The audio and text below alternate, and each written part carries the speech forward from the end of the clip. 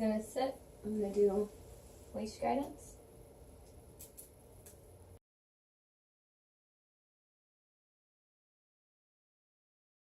Okay, so she's not getting that yet. So now it's gonna be leash pressure, food lure, release, leash, release. Good. We'll do that a couple times.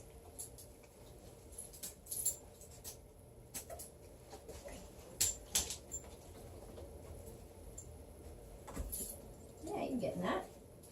So do the same thing. Leash. There we go. This is just like the whole Pirelli horse head to the ground thing. Right. And then reward. Oh, I got stuck on that remote control. When I'm specifically working on down, I'll turn it. Oh, so it slides more down yeah. pressure. Yeah. You won't have to do that always, but initially it'll just make it even more clear. Yeah. So it's not twisting so much. There. Yeah, that's going to make a big difference. Gotcha. There. Because before, I guess she wasn't entirely sure which. Yeah, she could feel it, but she's kind of like, this feels different. And it's because you had more of a twisting motion. Now this is like, good. Okay. I know. It's just habit. Every time I do it, I know she can't hear me. And I'm like, God, I can't stop. Sometimes I'll think before the sound comes out of my mouth, she can't hear this. And then it's like I'm cueing myself. Yep. There we go. So now what we're going to do, now that that leash pressure means something, so that we're not having to like kneel to the ground every time. Up. Come on, deaf dog. Let's go. That works. So now what I'm going to do is I'm going to put her in a sit.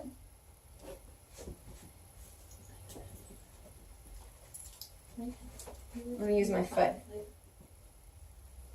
and like pulley system.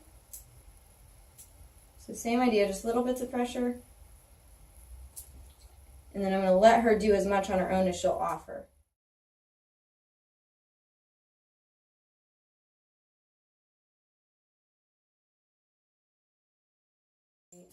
Well, with this too, once we get her doing it down, let's try it from standing, is pair it with a hand signal, pair it with the remote, then you start getting your distance a little easier. Right. So again, I'm just kind of waiting her out to respond to it if I need it. And with it down, you can try some pressure right between the shoulder blades with your leash. There we go. Good.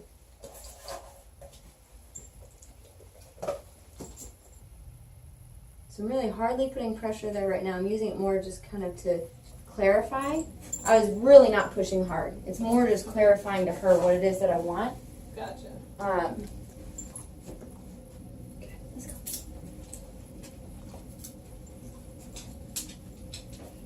And then too, you'll see like the second she starts moving down, I'm taking my hand off. And it's the same with the leash. I want her to offer as much on her own as she will. There. There. Good. Yes. So right now, barely putting pressure. Awesome. Yes. Good. Awesome. So now what I'm going to do to help her with a signal, normally at this point I would just be saying down. Mm-hmm. So I'm going to do this from in front of her.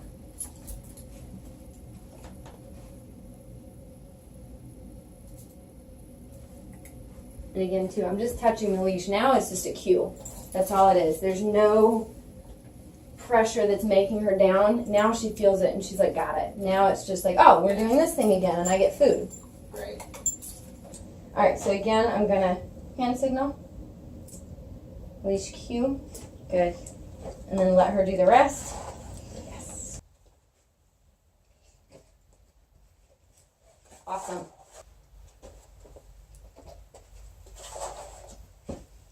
Did you just use the hand signal on that? That was the second time. Did you miss it the first? I missed the first time. I was kind of surprised. I was like, man, she's not going to say anything. I was like, talking. No, you're fine. But no, that was the second time. I don't want to say much until we do like 4 or 5 in a row, but I'd say she's got an understanding of it. Oh my god. It's just not fair. See, this is what she does. It's okay. the paw is for everything. She thinks that everything means the paw. Well, initially there, I just didn't reward it, but you can also punish that, whether you use your remote or if you've got a bonker, you can. Usually she's a little bit closer to us because she does that scooching forward thing. Yeah. And then she ends up with her paw in your face. Right. Your dog nose down. That took like 10 minutes. It's great. I worked with But her again, for, it's a combination of like, I've done this with so many dogs, I've kind of learned my I worked with her technique for an well. hour one night. But it's your tools make such a big difference because that means so much more to her. Yeah. But then also like little things, if you didn't know the shoulder blade thing, like that helped me a lot initially with her. Sometimes it's one small thing that if you get it, it makes a big difference. Yeah. No, that doesn't count. I didn't ask for that. I'm not going to punish her for it, but I'm just going to reset. Great. So she understands the difference. Hello.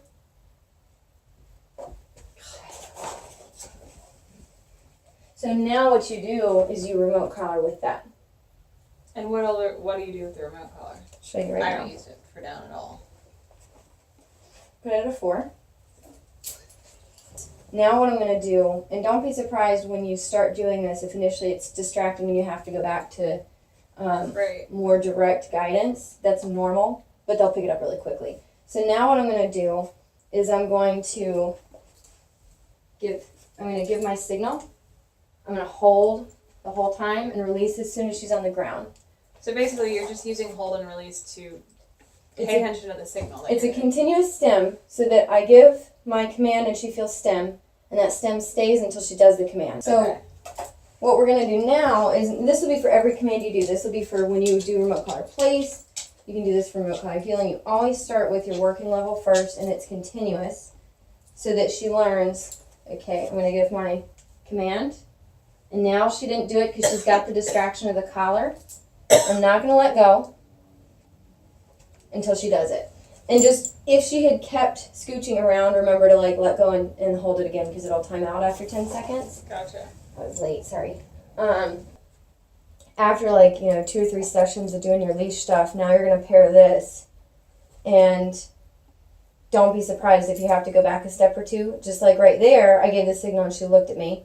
And I gave it again and she looked at me and I had to cue her. She's looking at me because she's like, wait, what does that mean now that I feel this? It's distracting. But then you do this for, a good week or 2. Every time you work on down, you do a working level. Even if you're doing it without your leash. When you get to a point that you're just doing like this number, if she'll do it. We're kind of jumping ahead here. But if you've just got her there and you give your signal and you've got your remote, and that's where too you can leave a leash there if you need it. And eventually she should just do that. Yeah, and once you're doing that for a good week or 2 and you know that by now she's going to understand that this means something, usually what you'll see is as soon as you give the command and start your collar, they're like, got it, I want to shut this thing off. And it's not even out of like discomfort, but it's just like, okay, there's a goal, there's pressure. Right. Once she's doing that and she knows down, and you know she knows down, now you turn it up to 12 or 15, you give this signal. If she doesn't down, you tap. Just that.